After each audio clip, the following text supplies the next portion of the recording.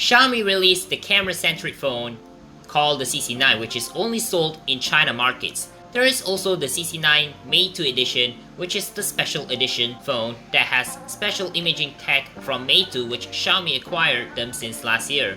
Alongside them, there is CC9e, which is sold as Mi A3 for global markets, but the difference between the two is that they're running on different UI. CC9e runs on MIUI 10, while Mi A3 runs on Android One, which is basically stock Android. Fast forward to September 2019, Xiaomi released the CC9 in global markets, but for some reason, they name it as the Mi 9 Lite, which confuses many people who are looking for one of the Mi 9 series of phones, since there are too many, including Mi 9, which is now the predecessor of the latest and greatest Mi 10, alongside the Mi 10 Pro, the Mi 9 SE, which is the compact version of Mi 9 with mid-range specs, Mi 9T and the Mi 9T Pro, and the powerhouse version of Mi 9, the Mi 9 Pro 5G.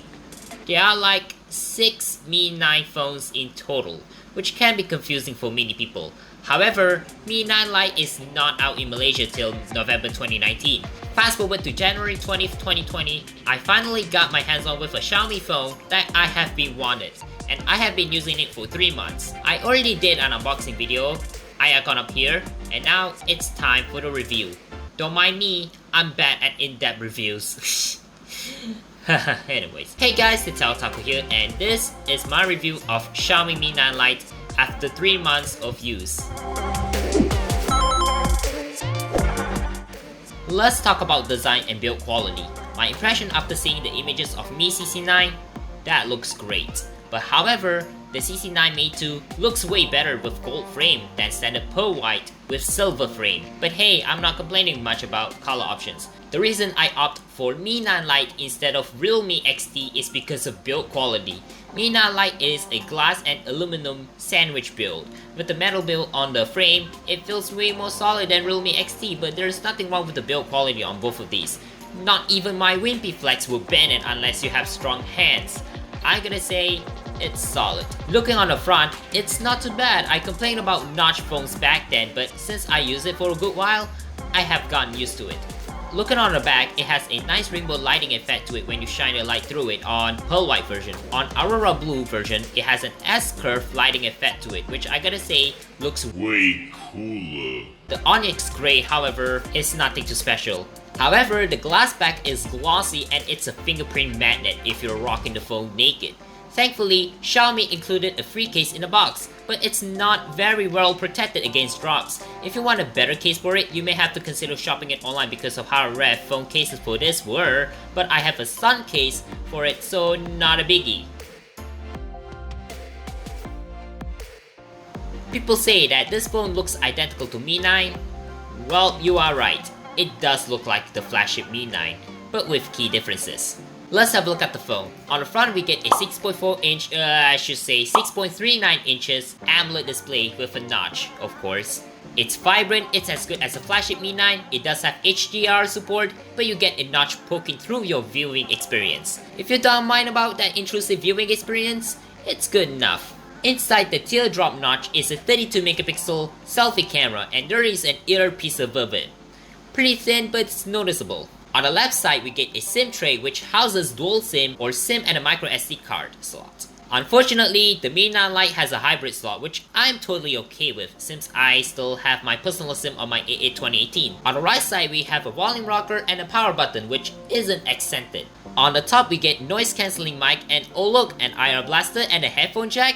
Yep, you get features you want in the phone.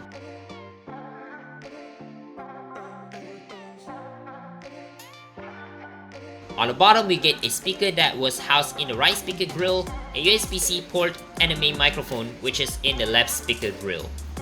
On the back, we have a triple camera setup consisting of 8 megapixel ultra-wide, 48 megapixel Sony IMX5N6 main camera, and 2 megapixel depth camera. Underneath it is an LED flash. And we do get a different looking Xiaomi logo rather than usual Mi logo. But not just the logo, it's the RGB pulse light that doubles as a notification LED. Cool, right? Yeah, it's cool, but the placement for notification LED is not very practical and you have to put it face down in order to see the notification LED because it lacks one on the front. People are asking, where's the fingerprint scanner? Or, why is this phone don't have a fingerprint scanner? well, there is a fingerprint scanner, but it's the optical in-display fingerprint like you see on many newer phones these days, if they had AMOLED display. However, it's a hit or miss. Sometimes it unlocks quick, and other times it takes way longer to get into the phone, or not registering, which is problematic. I can live with it, but others can't deal with slow fingerprint and had to opt for face unlock instead. Speaking of which, face unlock is actually quick. Basically, you just tap the power button and then you are in. But I don't recommend using face unlock because since it uses 2D face unlock, it's not going to be as secure as a fingerprint scanner or 3D face unlock like Face ID on an iPhone 10 and onwards. Before I'll get into the software, let's talk about specs. Mi 9 Lite aka Mi CC9 packs a balanced price to performance internals. It's got a Qualcomm Snapdragon 710 chip with Adreno 616 GPU, which should be capable in most games, just not too intensive games in lag-free frame rates. It's got 6GB of LPDDR4X RAM, which is plenty enough for average user, 64 or 128GB of UFS 2.1 internal storage. However, on CC9 Mate 2 has 8GB of RAM and 256GB of storage, which is way more than what Mi 9 Lite or vanilla CC9 has offered. Battery wise, it has a 4030 mAh battery, which is a pretty beefy upgrade over 3000 mAh battery in my A8 2018. It also has dual band Wi-Fi, NFC if you're into mobile payment, FM radio for those who still need to listen to the radio on a phone, and it does have Bluetooth 5.0, so connecting to your true wireless earbuds shouldn't be an issue. Software-wise, the Mi 9 Lite ships with MIUI 10 based on Android 9.0 Pie. However, it can be upgraded up to MIUI 11 based on Android 9. And now it is on the latest Android 10 as of late March 2020. It's got features which I'm not going too much into it, and to be honest, being a first time MIUI user, I gotta say that it's a mixed feeling. It's decent but bug enticing for unlucky users. Mine seems to have weird disappearing recent apps bug, and yeah, that's on latest MIUI 11 based on Android 10. The only fix I had to do is reboot the phone and the recent apps are back. But there are a few things that I don't like about MIUI, but we'll get to that in a separate video. Navigating through stuff is a breeze, from switching apps to different one, swiping to home screen, blah blah blah.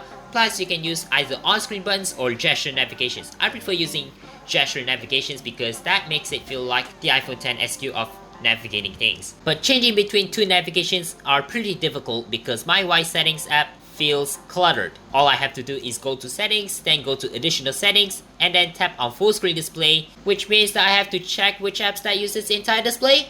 No, that's the settings to change between two navigations. I have to agree on band scatter reviews in every Xiaomi phone reviews.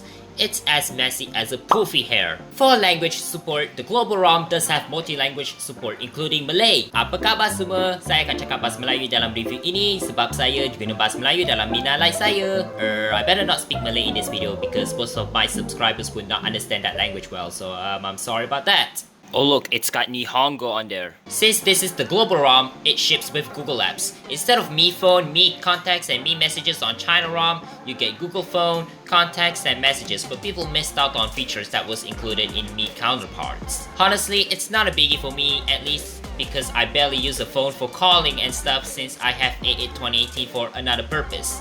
Speaking of another purpose, the CC9 lacks Wi-Fi level 1 support. However, the global CC9, also known as Mi 9 Lite, does have Wi-Fi level 1 support, which is a good news if you want to watch Netflix most of the time in HD. Speaking of best quality, that leads us to the camera app.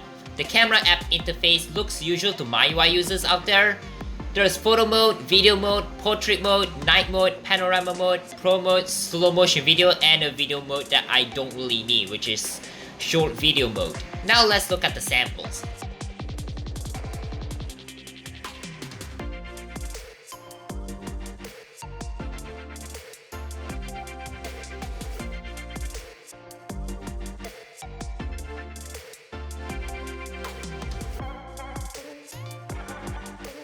Photos look pretty good on daylight, but however on low light shots, it's actually terrible. I can notice noise on it, but however on night mode, it looks brighter than the low light picture on the same spot, but still, there's some noise in the picture. Low light photography is this phone's weakest point.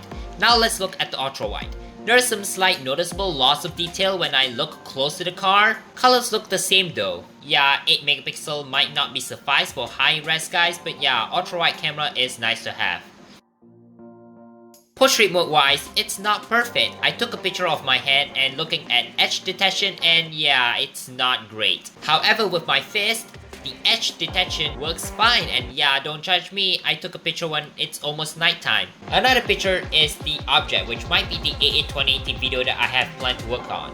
And yeah, it's not that good. I should have taken this picture outside, but for now, I can't go out due to lockdown. I also took yet another portrait shot of my old phone while I am editing this video, and no lie, this looks better than last time. Then again, edge detection isn't perfect. Moving on to the selfie camera, it's not bad, but still not perfect. On portrait mode, yup, same story. Edge detection is still not great.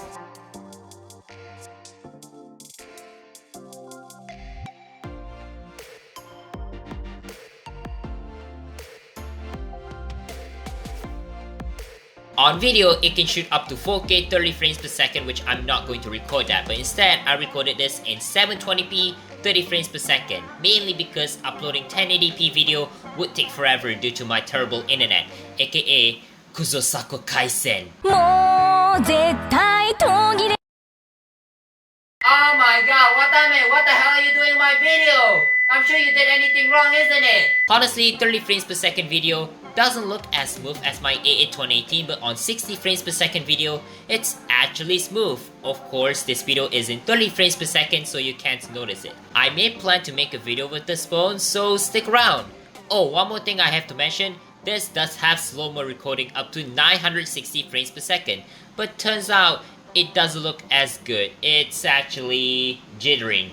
I don't really recommend using 960 frames per second slow-mo on Mi 9 Lite. 120 frames per second and 240 frames per second slow-mo do seem fine.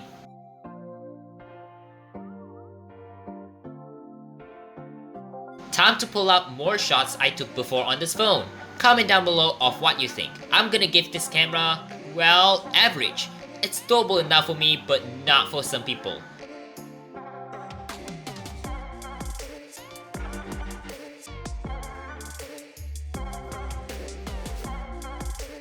Many people asking, what about Gcam support? There aren't any perfect Gcam ports for this phone due to lack of Camera 2 Level 3 API. Kinda unfortunate, but I can live with that. But there are Gcam ports for this phone, so you might look that up and choose the well-suited ones. Moving on to the audio, let's start with speakers first. It sounds pretty good, but it's not as good as my old A8 2018, which I still use as my other one. However, there are no stereo speakers on this, but it's loud enough and does get the job done. Here's the sound test, and yes, I have to use different camera for this comparison.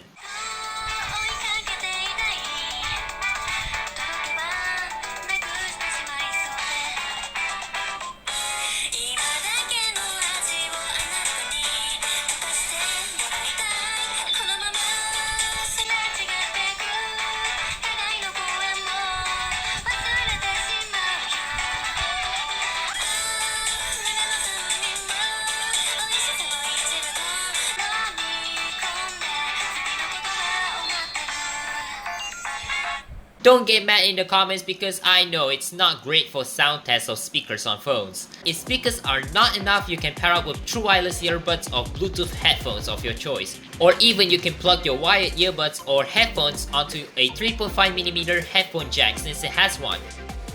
Unlike newer iPhones or Samsung flagships. Microphone wise, it sounds not too bad. This is a mic test of Xiaomi Mi 9 Lite, and I gotta say it sounds good, better than my laptop's mic to be honest. I might use this mic for the rest of the video. Question is, how does it perform? On normal use, it's a well-performing phone. I mean, don't get me wrong, it performs so well that it makes my A8 2018 feel like an underperforming junk. However, there are some hiccups, but as expected, my UI is a hit or miss for many people who have owned Xiaomi phones before. On to Geekbench benchmark, which I already ran a long time ago, so I have to open this screenshot of it. Geekbench 4 actually scored this phone 1706 on single core, 5631 on multi-core. However, on Geekbench 5, it scores 342 on single core, 1416 on multi-core. That's way more disappointing than on Geekbench 4 because Geekbench 5 uses different scoring system. Just don't take the Geekbench 5 score as an actual score, okay? And I didn't run N2 benchmark just because I'm lazy. I'm very sorry. And yeah, it was removed from the Play Store. Gaming wise, I'm not going to talk too much about it, but however, there's Game Turbo feature to improve your gaming experience. I gotta say, it should be able to handle games just fine, but don't expect this phone to play really intensive games at really high settings. If you wanna see gaming performance on this phone, there are videos about it. Overall, performance on this thing is great, but there's the hiccup. Not because of hardware, it's due to software optimization. Battery life wise, it lasted me a whole day. Like watching content on YouTube, like watching Dank Pods, scrolling through Twitter, chatting with friends on Discord, or maybe scrolling through shopping lists on online shopping app. No lie, this has pretty good battery life. For normal use, it should last you a whole day on a single charge. It does have 18 watts of fast charging out of the box with Quick Charge 3 support, which should be able to fill it up for an hour. It's acceptable, but it's not like the Realme X2 Pro charging speed or whatevs. Concluding this video, I actually love this Mi 9 Lite. Despite the pretty intrusive viewing experience, which I am already getting used to, this is actually a nice phone for the buck, but you don't have to buy this phone. Not because it's underrated, it's because that there are better alternatives to this, and there's possibility that it might be discontinued in some regions. Maybe? Alright, let's get to the pros and cons. The upside about this phone is the screen. It has the same panel as its flagship counterpart, the Mi 9. I have to say, the screen is good, the outdoor visibility is doable, and it has HDR support. Not HDR10 or anything new like that. Not only that, it has features you want, microSD expansion, headphone jack, and even IR blaster. It also has a USB-C port, so it should be more durable than micro USB, but who knows how long it will last. Build quality wise, it's a premium feeling phone. Aluminum frame and glass front and back are getting common these days, but the curved back is what makes this phone felt more comfortable to hold, but it varies on your opinion. Another pros about this phone is well spec'd. The Snapdragon 710 chip was released since 2 years ago, and it is still holding up well by today's standard. 6 gigs of RAM should be plenty. There is 64 gigs or 128 gigs of storage option if you want to opt for one of those selections. And it has a UFS 2.1 storage. And yeah, like I said, if 128 gigs is not enough, you can expand it with microSD card. Camera wise, it captures good pictures including food pictures I took most of the time in the past, but there are downsides in terms of camera, which I'll get to that later. Oh, here's something that I have missed about this phone. It supports OTG. Give me your guts. Oh. Speaking of OTG, it has Wi-Fi level 1 support if you watch Netflix in HD. Moving on to downside, and that is the camera.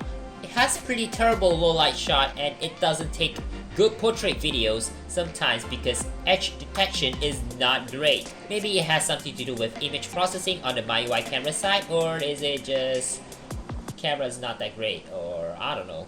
It could be something to do with that. Camera feature wise, it likes Memoji, which is something you already see on Xiaomi CC9, but sadly, it's missing on Mi 9 Lite. Another one con about the camera feature is that it lacks Camera 2 Level 3 API support, which means no perfect Gcam port at this moment. Another one is the software, and that is MIUI. It's not well optimized, but as you can see, it runs very good on mine, but some people may have different experiences. Your mileage may vary though.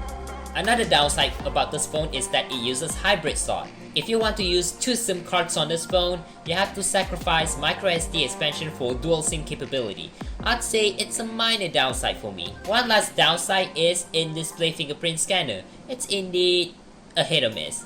This phone unlocks fast but sometimes not registering my thumb or took a long time to unlock. It's less reliable than say a physical one, but otherwise I can live with it, but I can see that as a big con for most people.